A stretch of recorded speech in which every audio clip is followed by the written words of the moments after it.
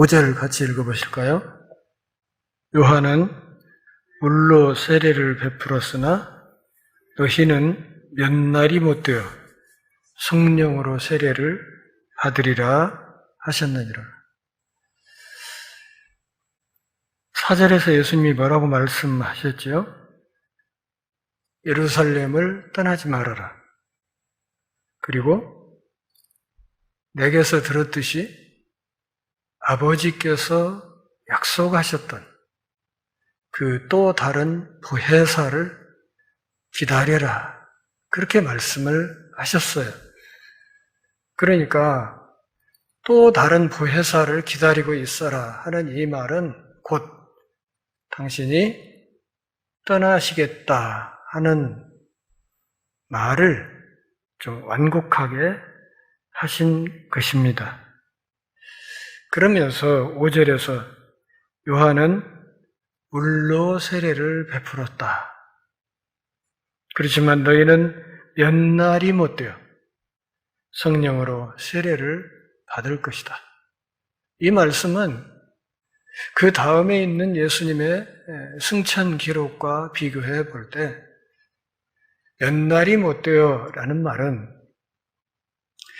그분의 승천 시기 그리고 그분이 떠나실 시기 아울러서 그 직후에 이루어질 오순절 성령 강림 사건 이것이 그 기한이 아주 촉박했다 하는 사실을 말씀하시는 것입니다.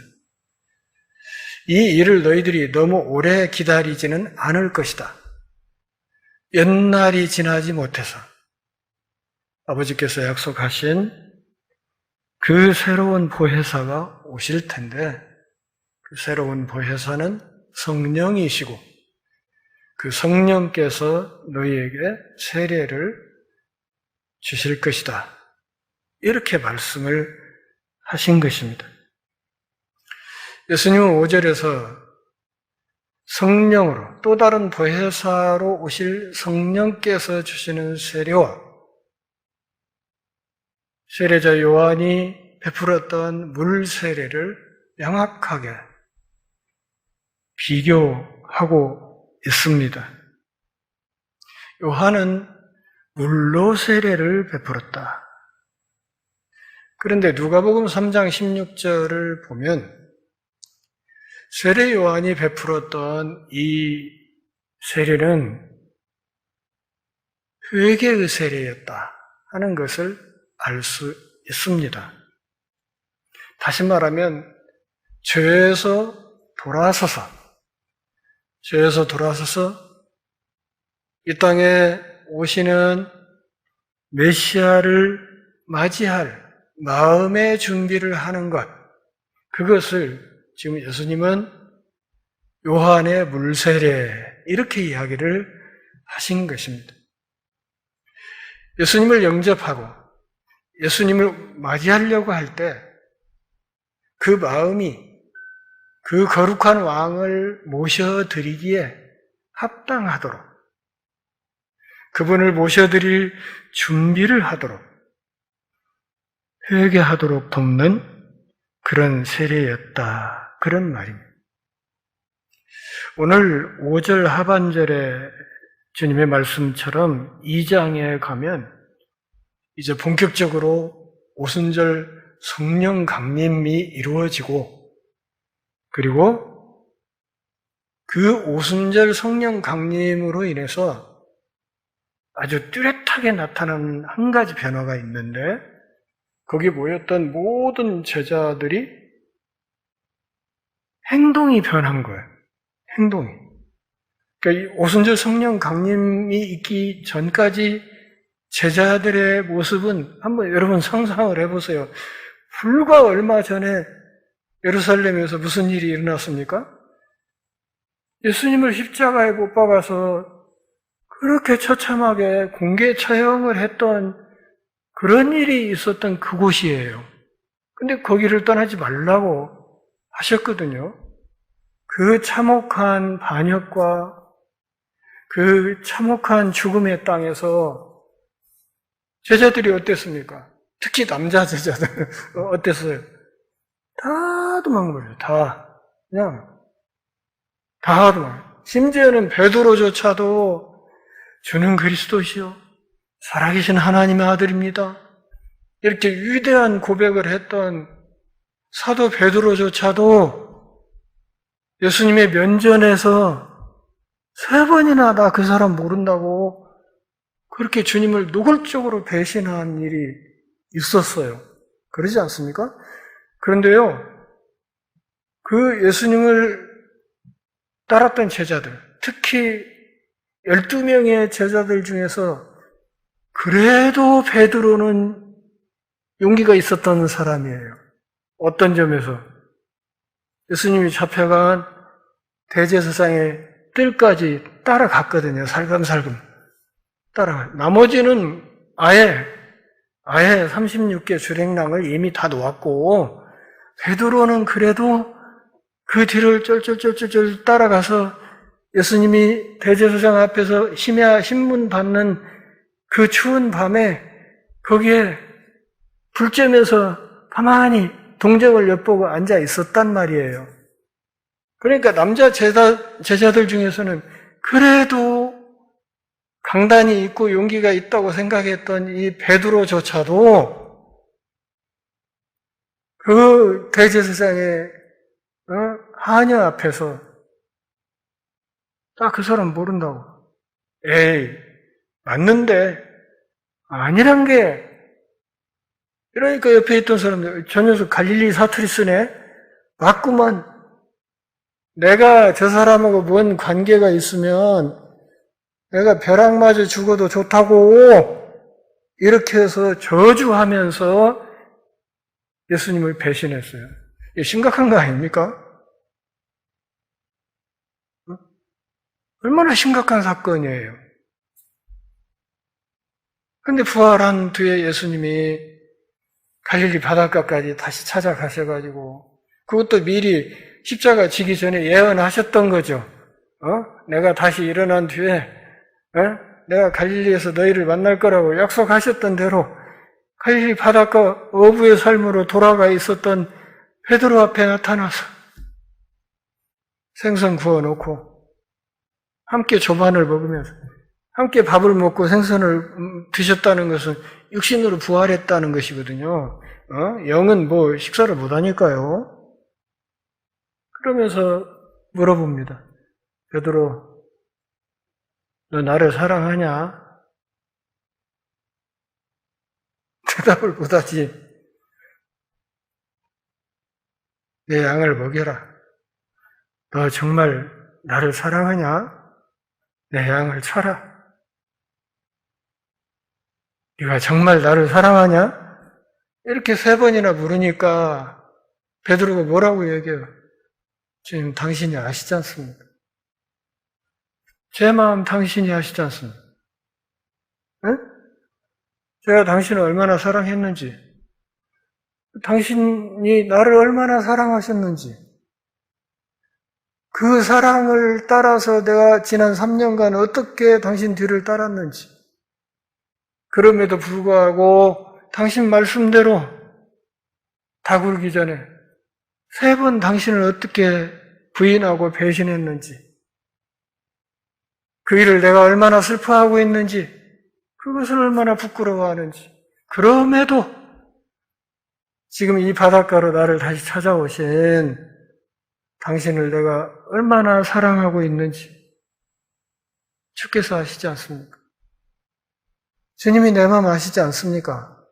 이렇게 얘기를 해요. 그래, 내 양을 먹여라. 이렇게 해서 사도의 직위를 회복시켜 주신 거예요.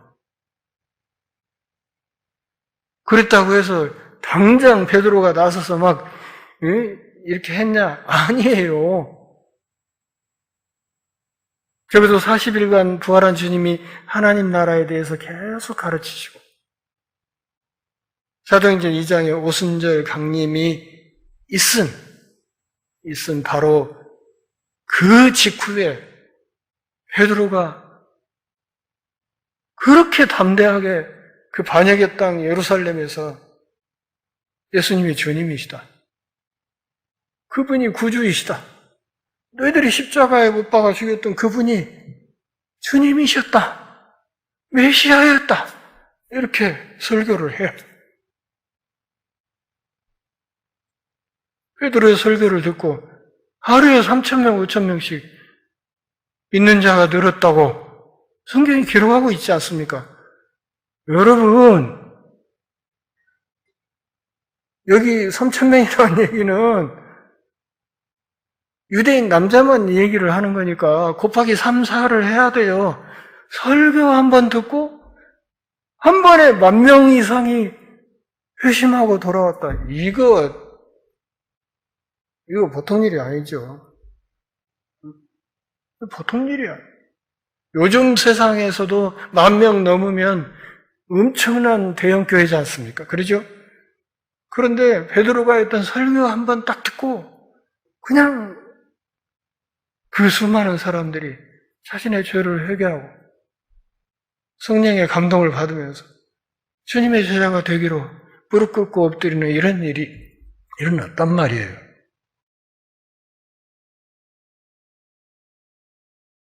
그렇게 시작된 기독교의 역사가 2000년, 2100년을 흘러오면서 오늘 우리 앞에까지 온 거예요.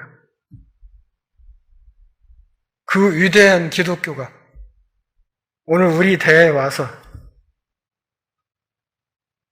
이렇게 초라하게 된 거예요.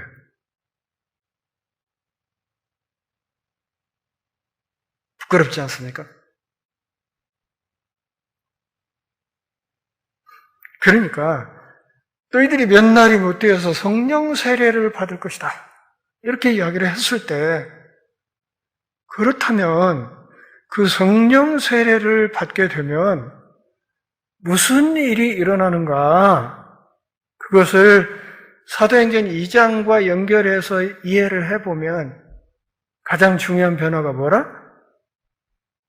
행동의 변화라. 행동의 변화. 그 행동의 변화가 있게 되기 위해서는 그 전에 무엇이 변해야 돼요? 뭐가? 마음이 변해야 돼요. 마음이 아주 담대해진 거예요. 마음이 까딱하면 잡혀서 십자가형을 받게 되는 그 땅에서 불과 얼마 전에 배신의 길을 걷던 사람이 그렇게 변해가지고 십자가에 박혀 죽는 것을 생각지 않고 그렇게 담대하게 복음을 전했다. 뭐가 변한 거예요? 마음이 변한 거예요. 마음이. 가슴 속에 하나님의 영이 계시는 거예요. 하나님의 영이. 하나님의 영이 우리 안에 계셔서 우리 마음을 추동해요. 그런 거 못 느끼십니까? 신앙생활 오래 해본 분들은 제가 하는 말을 얼추 이해를 하실 거예요. 어떤 일을 하려고 할 때 정말 가슴이 뜨거워서 견디지 못하는 순간이 있지 않습니까? 그런 순간이 있어요. 이걸 내가 하지 않으면 견딜 수 없을 것 같은. 하나님이 카톡으로 네가 이 일 해라 하고 깨똑 이렇게 해서 문자를 보내시는 건 아니지만 하나님이 내 가슴 속에서 내 안에 계신 성령께서 이젠 네가 나서라. 네가 해라. 그래야 할 때다. 이렇게 우리를 강압적으로 이끌어 가시는 때가 있다. 그런 말이에요. 작년에 제가 요한계시록 책을 썼죠? 그 웬만한 책 한 5권 분량이에요. 그걸요, 6달 동안 잠을 안 재우고 쓰게 만들었어요. 6달 동안 불면증으로 정말 고생 많이 하면서 썼어요. 근데 잠이 안 와. 수면제를 먹어도 잠이 안 오고, 누워있으면 원고가 뱅뱅 돌고, 초고 딱 끝나고 나니까 재워주시더라고, 그때부터.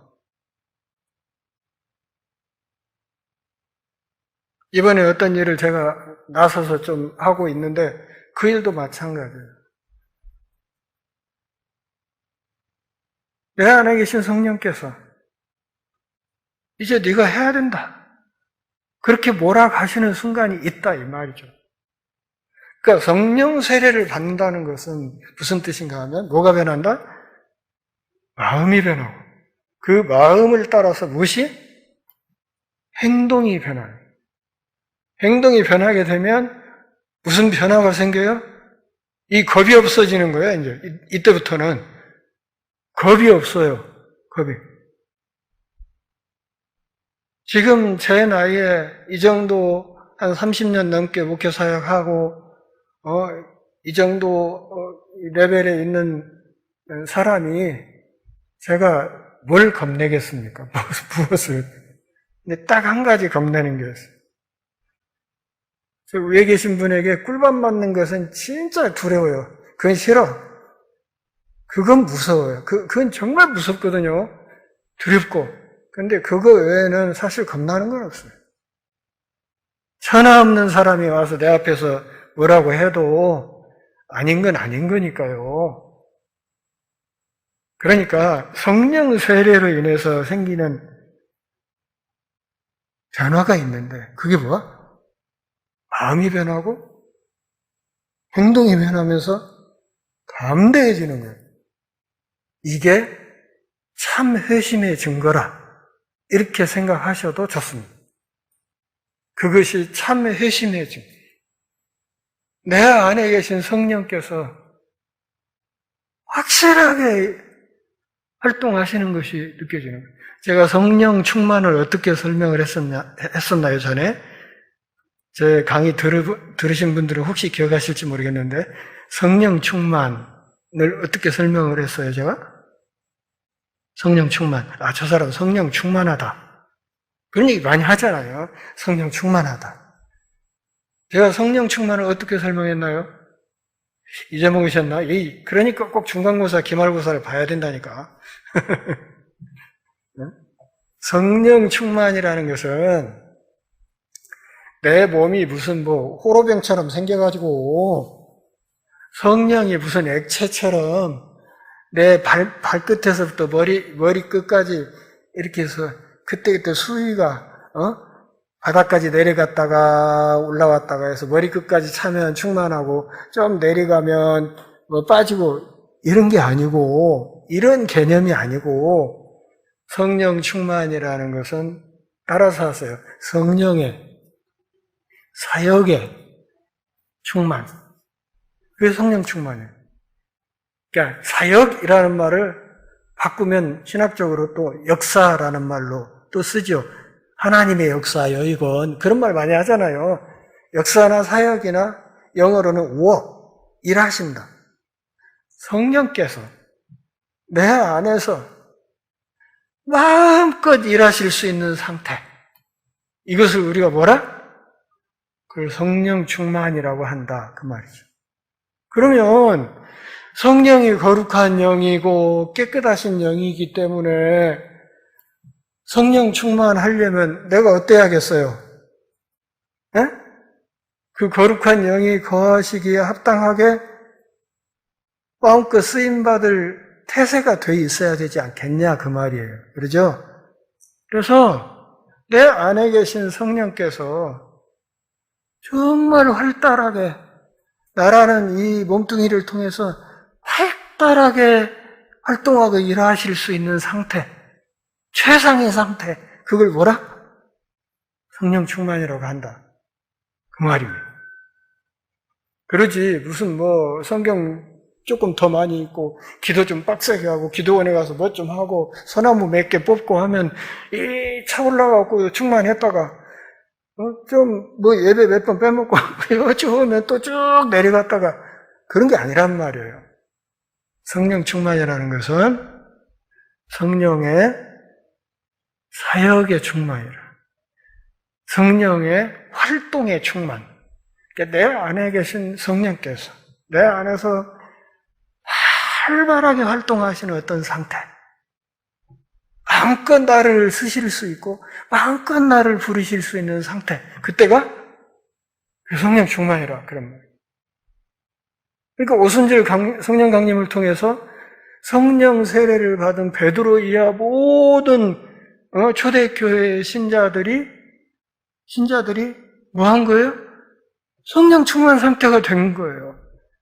그들을 마음껏 쓰실 수 있도록 그게 된 거예요. 그러니까 그 성령 세례를 받자마자 그냥 외치면서 달려나간 거죠. 성령 세례를 받으면 뭐가 바뀐다? 행동이 바뀐다. 행동이. 진짜 담대한 사람들이 신앙 고백에 기반해서 예, 아니오를 분명히 할 수 있는 그런 길을 걷게 된다. 그런 말이에요. 이것을 또 다른 신학적인 용어로는 뭐라고? 성령의 내주하심. 안내자, 살주자, 한자로 써서 성경이 내 안에서 살고 계신다. 그런 말. 성령께서 내 안에 살고 계신다. 여러분, 구약시대 때 성령이 어디에 계셨나요? 구약시대 때 성령이 어디에 계셨어요? 성막이나 성전에 지성소에 계셨죠. 지성소에 계셨어요.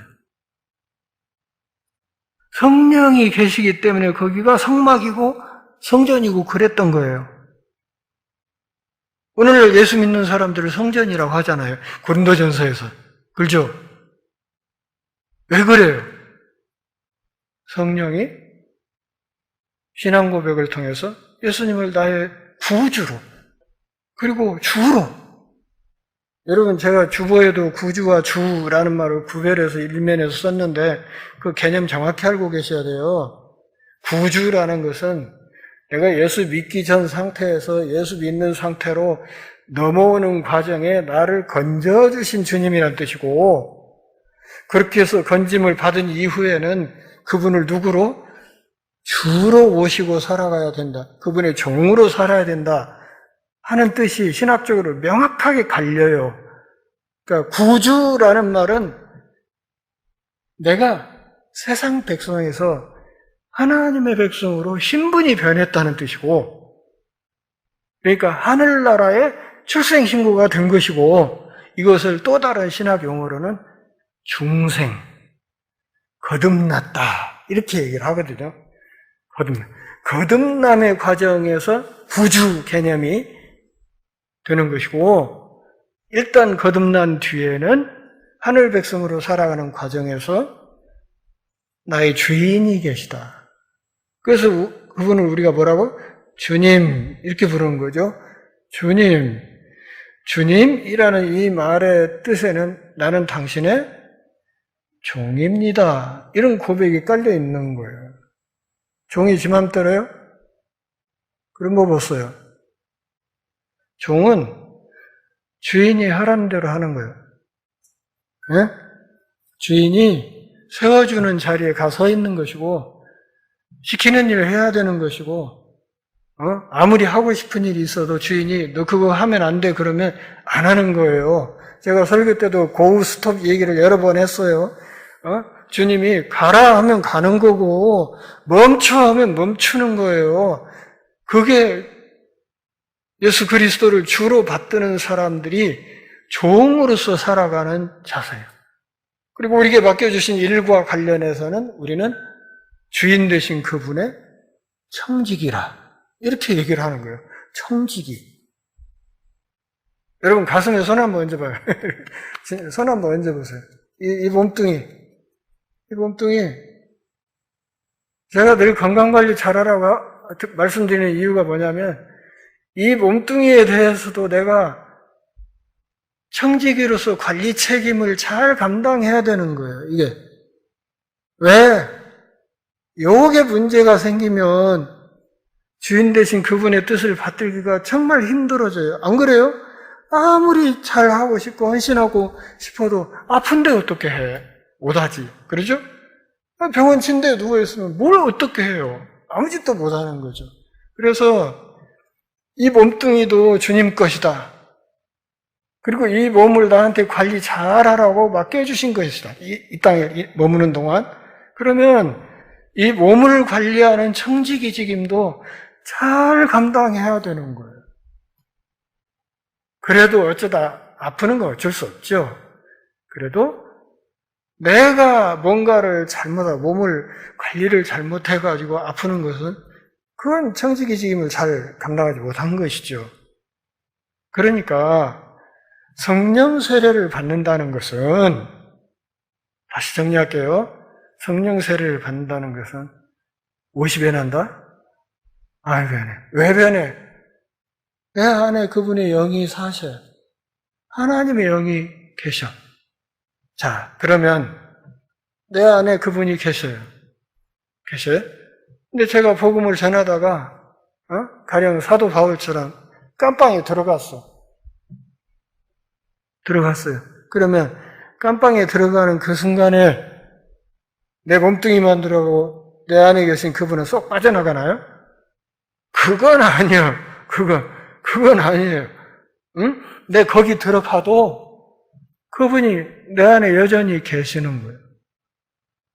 그러니까 사도 바울은 자기가 감옥 안에 있어도 그게 밖에 있는 거 아닌 거는 아무 차이가 없는 거예요. 아무 문제가 안 된다고 생각을 한 거예요. 그래서 옥중에 있으면서도 빌립보 교인들에게 밖에 있는 사람들을 향해서 뭐라고, 여러분 기뻐하세요. 내가 다시 말하는데 여러분 기뻐하세요. 이러고 앉아 있는 거예요. 이 비밀이 어디에 있느냐? 이 성령 세례에 있다는 거죠. 성령 세례로 인해서 내 안에 그분을 내가 모시고 산다는 확신이 있는 사람. 이거 세상에 어떻게 못해요, 이런 사람들은. 에? 세상에 그 어떤 것으로도 이런 사람들을 어떻게 못해요. 제가 계시록에서도 그 복음을 위해서 산채로 몸에 불질러져 가지고 화형당하는 분들 이야기도 몇 번 했죠. 했지만 우리가 생각할 때는 어떻게 저럴 수 있을까? 내가 그 상황이 되면 견딜 수 있을까? 이런 생각을 하시잖아요, 읽으면서. 그렇죠? 근데요, 성령의 내주가 이루어진 상태에서는 하나님이 허락하시면 그거 할 수 있습니다. 하나님이 하게 도우시니까 하는 겁니다. 다니엘과 친구들이 용광로 불에 뛰어들 때도 바로 그런 상태인 거예요. 바로 하나님이 나와 함께 하신다는 명확한 확신 때문에 그 길을 간 거예요. 그러니 우리가 신앙생활 한다고 하면서 우리를 압박해오는 주변의 어떤 상황들, 어렵고 힘든 상황들, 그 앞에서 내 신앙의 어떤 고백이나 발걸음을 뒤로 물리기 시작하면 이거 한도 끝도 없이 밀리는 거예요. 그냥 밀리고 그냥 마귀 좋아하는 일만 하다가 끝나버리는 거예요. 그러다 나중에 하나님한테 꿀밤 맞으면 안 되잖아요. 그래서 이 성령 세례라는 것은 또 다른 의미로는 성령의 내주하심인데, 이 성령의 내주하심으로 인해서 우리는 확신을 가져요. 내가 하나님의 자녀가 됐구나. 내가 하나님의 자녀가 됐구나. 어디 확신이 있는 사람은 손 들어보세요. 좀 확인해 보자고. 손 들어봐요. 내가 하나님의 자녀가 됐구나. 사모님 왜 안 드시나? 그러세요? 내가 하나님의 자녀구나. 내가 하나님의 백성이 됐구나. 내가 천국 시민권자가 되었구나. 저 보좌 있는 하나님의 생명책에 내 이름 석자가 기록되어 있구나. 이 확신을 갖는 거예요. 이 확신을 가진 사람들의 모임이 교회라고. 그래서 교회가 무서운 거예요. 그래서 교회는 세상의 어떤 조직하고는 본질이 달라요, 본질. 세상에 조직이 많잖아요. 뭐 무슨 동문회, 뭐 향후회, 뭐 라이언스 클럽, 로타리 클럽, 뭐 해가지고 조직들이 굉장히 많지 않습니까? 거기 회장 있고 부회장 있고 뭐 고문 있고 하잖아요. 그런데도 그 세상의 조직들과 교회가 본질적으로 다른 한 가지가 있는데 어떤 차이? 성령의 유무. 그 안에 성령께서 주인으로 활동하고 계시느냐, 그렇지 않느냐. 거기에 따라서 교회냐, 아니냐. 이게 갈라지는 거예요. 제가 주보에다 참교회가 되자, 이래, 어떻게 보면 부끄러운 편인데, 이걸 써놓은 이유는 요즘 성령과 아무 상관없이 그냥 세속의 조직력으로 움직이는 어떤 교회 시스템으로 돌아가는 그런 조직들이 굉장히 많아 보여서 수가 많든 적든 우리 교회는 성령 하나님께서 다스리고 이끌어가는 그런 교회였으면 좋겠다. 또 한 가지, 계시록을 쓰면서 제가 늘 확인한 거지만 참 교회는 세상이 어떻게 변해도 주님 다시 오시는 그날까지 절대 망하지 않습니다. 참교회가 아닌 것들은 어떤 상황에서든 그냥 거꾸로 질 거예요. 그래도 참교회는 주님 다시 오시는 그날까지 절대 무너지지 않습니다. 그런 확신을 갖자는 말씀을 드린 것입니다. 그런데 이 성령 세례가 한 가지 더 중요한 것은 나중에 저 뒤에 우리 11장 쪽에 가서 다룰 건데 11장에 가면 이 성령 세례가 예루살렘에 있는 이 유대인들에게만 이 성령 세례가 임한 게 아니고 그쪽에 가보면 유대인이 아닌 이방인들에게도 성령 세례가 임하는 것이 그대로 기록이 돼 있어요. 그러니까 예루살렘에서 오순절 때 있었던 것과 똑같은 현상이 11장 쪽 이방인들 무리 안에서도 같은 현상이 일어나요. 같은 현상이 일어나. 뭘 말하냐? 성령 세례를 통해서 인류 역사상 가장 중요했던 사람 사이의 장벽이 뭐냐면 유대인과 이방인의 장벽이거든요. 유대인과 이방인. 유대인의 선민의식이라는 것은 무섭습니다. 이방인들은 그냥 개돼지 취급하고 벌레 취급하고 물건 취급하고 그래요. 유대인 랍비들이 세 가지를 감사하라고 가르쳤다고 제가 한번 말씀드렸죠. 유대인 남자들에게 세 가지를 감사해라. 뭐? 이방인으로 안 태어난 거, 여자로 안 태어난 거, 노예로 안 태어난 거, 그거 감사해라. 유대교 랍비들이 그렇게 가르쳤거든요. 근데 그런 랍비들의 그런 가르침들이 예수님의 오심으로 그 모든 벽이 다 무너져 버린 거야. 종과 자유인의 벽, 남자, 여자의 벽, 유대인과 이방인의 벽, 이게 무너져 버린 거예요.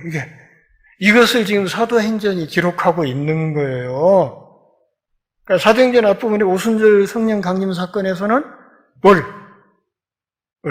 유대인들에게 어떻게 성령이 임하셨는지를 말하고 있다면 11장 이하 쪽에서는 이방인들에게 그러면 성령 세례가 또 어떻게 임했고 또 그들이 그 성령 세례를 받음으로 또 어떻게 변화되면서 각 지역마다 이방인 개종자들로 인한 지역 교회들이 세워지는지 이것을 기록하는 것이 사도행전이다. 그런 말이에요.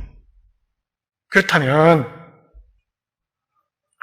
사도행전에서 이 누가가 우리에게 꼭 전달하고 싶은 핵심 주제가 무엇이었을까요? 한번 생각을 해보세요. 지금까지 제가 했던 말씀을 잘 듣고 정리를 해서 도대체 누가는 이 사도행전 기록을 통해서 뭘 말하고 싶었을까? 그게 무엇인가 하면 사도행전의 핵심 주제 가운데 하나가 이게 유일한 주제라고는 할 수 없지만 중요한 주제 가운데 하나가 따라서 하세요. 벽 허물기. 벽을 허무는 거예요. 고넬료에게 가서 이렇게 하려고 할 때 베드로가 얼마나 찜찜해합니까? 그러죠? 제가 그 부정한 짐승들 제가 어떻게 먹어요? 아직까지 율법 잘 지키고 있었는데 잔소리 말고 하나님이 깨끗하게 했다는 거 신경 쓰지 말고 가서 잡아 먹어라 해놓고 환상 보여줘 놓고 고넬료 집으로 보내잖아요. 그러죠? 그러니까 사도행전의 굉장히 중요한 주제 가운데 하나가 뭐냐? 벽 허물기다. 그래서 사도 바울은 서신에서 끊임없이 그걸 얘기해요. 중간에 막힌 담을 허시고 그는 우리의 화평이 되사. 이렇게 말씀을 하세요.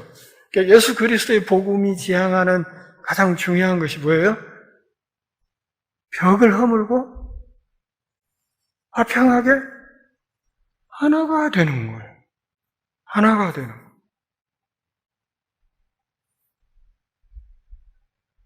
이 말을 다시 다른 말로 바꾸면 차별을 없애는 거죠. 차별. 벽을 허물고 차별을 없애는 거예요. 유대인과 이방인의 차이, 자유인과 노예의 차이, 남자와 여자의 차별, 이걸 없애는 거예요.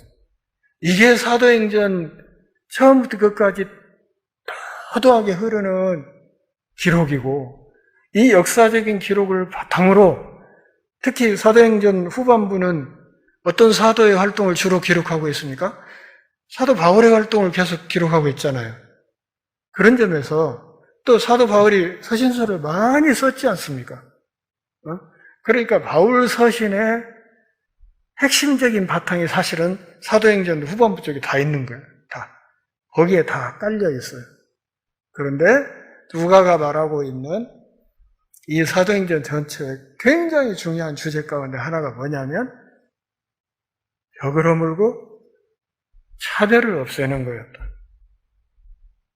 그것이 우리가 사도행전을 읽으면서 깊이 생각해야 되는 대단히 중요한 주제라 하는 것을 알아야 됩니다. 그러니까 성령 세례를 받음으로써 우리가 그리스도인이 됩니다. 그리고 그리스도의 몸인 지체가 됩니다. 우리 안에 계신 성령께서 내 삶을 지도하고 이끌어 가십니다. 내 생각을 다스리시고 말을 다스리시고 행동을 이끌어 가십니다. 그래서 제가 설교 전에 항상 기도하는 게 그런 거예요. 하나님, 빠지지 않고 기도해요. 하나님, 제 입에 파수꾼 세워주세요. 그래서 하나님 뜻에 어긋나는 이야기 하지 않게 하시고 하나님 뜻에 맞는 말이라면 담대하게 하시고 그걸 꼭 기도하고 올라오는 거예요.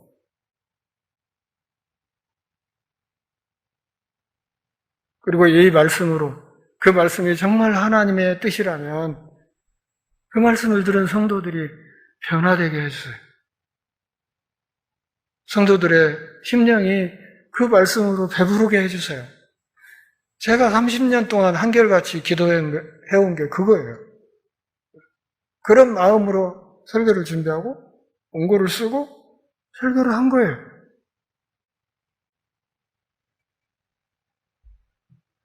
한 개인에게도 그렇고 성령께서는 교회 공동체 안에서도 그리고 가정 공동체 안에서도 우리의 삶을 안내하시고 지도해 가십니다. 개혁신학의 굉장히 중요한 주제 가운데 하나가 가정 같은 교회, 교회 같은 가정이지 않습니까? 그러니까 성도들의 가정도 교회로서의 성격을 띠어야 하고 교회 공동체는 마찬가지로 가정 같은 속성을 지녀야 된다 하는 것이 개혁신학의 굉장히 중요한 주제예요. 그렇다면 교회를 성령께서 다스려 간다면 우리의 가정도 역시 어때야 하겠어요? 성령이 다스려 가셔야죠. 그러죠? 남편의 마음을 성령이 다스려 가시고 아내의 마음을 성령이 다스려 가시고, 우리들 자녀의 마음을 성령이 다스려 가시고, 성령이 여럿이에요? 하나예요? 하나죠. 그렇다면 한 영이, 한 영이 가정에서 남편을 다스리고 아내를 다스리고 그 자식들을 다스리고 하면 그 가정이 싸움박질을 할까요? 평화로울까요? 한번 생각을 해보세요. 교회도 마찬가지. 교회도 한 영이신 성령께서 목사를 다스리고 집사를 다스리고 교회학교 교사를 다스리고 찬양대원을 다스리고 장로님을 다스리고 권사님을 다스린다면 그 교회가 어떻게 될 것 같습니까? 참 교회가 안 되고 못 뺑이는 거 아니냐 이 말이지. 그래서 제가 가끔씩 우리 교회를 놓고 지금은 이제 교회 앞날을 위해서 기도하는 시간이 참 많아졌어요. 기도할 때마다 그렇죠. 하나님, 이 교회가 온전히 주님께 의지하는 교회 되게 해주세요.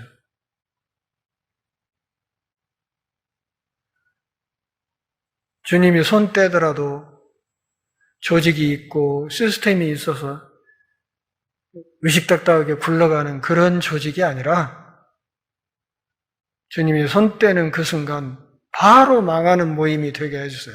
그게 저의 기도예요. 왜냐하면 그게 참 교회의 본질이니까. 참 교회는 돈이 없어도 다른 무엇이 없어도 그분의 영이 계셔서 그분의 영이 다스리고 이끌어 가면 되는 거니까 그래서 그렇게 기도를 하는 거예요. 우리 개인의 삶도 마찬가지예요. 그분께서 손 떼버리면 그냥 그 순간 그냥 팍 앉아버리는 인생. 그게 진짜 참 신자라고요. 그분이 다스려가지 않는데도 아무 이상 없이 가진 돈 가지고 사회적 지위 가지고 뭐 가지고 의식닥닥하게 잘 굴러가는 그런 개인, 그 신자라고 할 수 없죠. 안 그렇습니까? 그러니까 성령의 세례를 받고 성령에 내주한다 하는 것은 바로 그런 뜻입니다. 그래서 신자 한 사람 한 사람을 일컬어서 교회, 몸된 교회의 지체, 그리고 이들의 모임을 일컬어서 예수님의 몸, 머리 되신 주님, 그렇게 사람의 몸처럼 그렇게 비유해서 설명을 하는 거예요. 머리가 누구라? 예수입니다. 저의 머리도 그분이시고 여기 계신 장로님의 머리도 그분이시고 집사님들의 머리도 그분이세요. 머리가 하나예요. 한 몸에 붙어 있어요, 우리가. 지체요. 어느 위치에 있는지는 몰라. 누구는 팔일 것이고 누구는 손이고 누구는 뭐 다리일 수도 있고 누구는 눈일 수도 있고 귀일 수도 있고 그렇지만 어쨌든 한 몸인 것은 틀림없어요. 공통신앙 고백으로 개개인이 한 몸으로 묶이는 것, 그것은 개개인이 성령의 세례를 받아서 성령이 내주하시는 상태가 되는 것, 그것이 우리가 하나님의 백성이 되는 가장 중요한 과정이라 하는 것을 알아야 되고, 우리가 한 몸이라고 이야기를 하는 이유는 무엇 때문에? 한 영의 다스림을 받고 있기 때문에. 성령이 여러 종류가 아니고 하나잖아요. 하나님의 거룩한 영, 하나님 아버지의 영임과 동시에 예수 그리스도의 영이신 또 다른 보혜사이신 그분 한 분이 다스리고 이끌어 가기 때문에 이 교회 조직을 일컬어서 한 몸이라. 한 몸이라. 머리는 그리스도시라. 그렇게 말하는. 그러기 때문에 여러분, 우리 전주일 열린문교회 있고 저쪽에 바울교회 있고 신일교회 있고 그렇지만 다 한 교회인 거예요. 예? 다 한 교회라고. 왜? 머리가 하나니까요. 머리가 하나니까. 서울에 있는 교회도 같은 교회고, 미국에 있는 교회도 같은 교회고, 몇 세기 전에 지상에 있었던 교회도 같은 교회고, 앞으로 우리 후손들 몇 세대 후에 지구에 살게 될 우리 후손들, 신자들도 같은 교회란 말이에요. 왜? 머리가 하나니까. 그래서 성령께서 교회에 세례를 통해서 교회에 사역할 수 있는 능력을 허락하셔요. 그러기에 교회는 사교 클럽이 될 수 없고, 성도의 교제가 중요하긴 하지만 세상 조직에서 말하는 사교를 목적으로 하는 단체는 아니라 그 말이죠. 한 몸이니까 얼마나 긴밀하게 엮여 있고 중요한 연결고리가 있어요. 그렇지만 단지 사교만을 목적으로 모이는 모임은 아니라는 거예요. 그리고 목사가 하는 무슨 이야기들이 무슨 철학을 설파하는 것도 아니고, 오직 교회는 그리스도의 몸이다. 공통신앙 고백으로 개개인이 한 몸으로 묶였어. 한 몸 된 그리스도의 몸으로서, 그리고 성전으로서 이 땅에서 살아가는 것이다. 우리 가슴 속에 계신 성령께서 하시는 일이 여러 가지지만 그분은 우리를 위로하시고 가르치시고 안내하시고 우리에게 영감을 주시고 우리를 한 몸으로 묶으세요. 그것을 에베소서 4장 3절에서 얘기를 해요. 뭐라고? 성령께서 하나 되게 하신 것을 어쩌라? 힘써 지키라. 이 말은 뒤집어 보면 하나 되게 하신 것을 지켜나가는 것이 우리 전라도 말로 솔찬히 어렵다 그런 말이에요. 이게 솔찬히 어려운 일이다. 그렇기 때문에 힘써 지키라고 얘기를 해요. 힘써 지키라. 그러니까 우리가 뭘 그냥 우리 하나 됩시다. 피켓 걸고 띠 두르고 하나 됩시다 해서 되는 게 아니라 이미 우리는 한 성령으로 하나가 됐어. 성령께서 이미 하나가 되게 해놨어요. 우리의 책임은 뭐예요? 그 하나됨을 힘써 지키는 거예요. 우리가 힘써서 하나 되려고 하는 게 아니고 이미 우리를 한 성령께서 하나로 묶으셨으니까 우리가 해야 될 일은 이 땅에 사는 동안 한 성령의 다스림 아래서 하나 되게 하신 그것을 어쩌라? 힘써서 지켜라. 굉장히 노력해야 된다 그 말이에요. 이게 굉장히 하나됨을 유지하는 게 굉장히 어려운 일이라고 이야기를 하는 거예요. 그래서 똑같은 에베소서에서 저쪽 5장 6장 쪽에 가면 뭐라고? 하나님의 전신 갑주를 취하라고, 완전 무장하라고.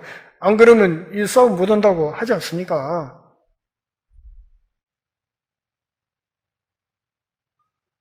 그러면 성령 세례라는 것은 우리가 어떻게 이해를 해야 될까? 이것에 대해서는 다음 주에 이어서 오순절파가 이해하는 성령 세례를 말씀을 드리면서 개혁신학적인 입장에서의 성령 세례라는 것을 우리가 어떻게 개념을 규정할 수 있는지 그것에 대해서 좀 더 정리해서 말씀드리겠습니다. 오늘 5절을 다 끝내려고 했는데 시간이 많이 돼서 더 못하겠습니다. 오늘 여기까지만 하죠. 기도하겠습니다.